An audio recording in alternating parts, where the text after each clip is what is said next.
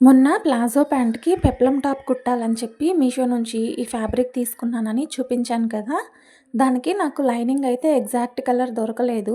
Fabric కొంచెం థిక్‌గానే ఉంది కదా! కనిపించదులే అని చెప్పి మెరూన్ కలర్ దొరికితే అది తీసుకున్నాను.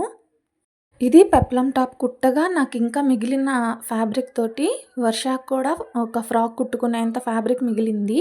నేను ఆ ఫ్రాక్ కూడా కుట్టిన తర్వాత చూపిస్తాను ఎలా కుట్టాను అనేది.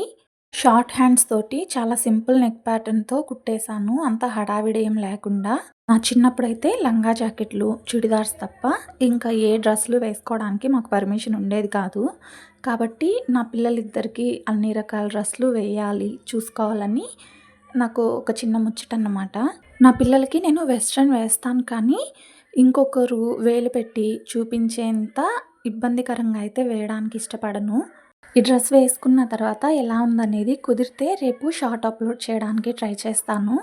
వీడియో లైక్ చేసి ఛానల్‌ని సబ్స్క్రైబ్ చేసుకోండి.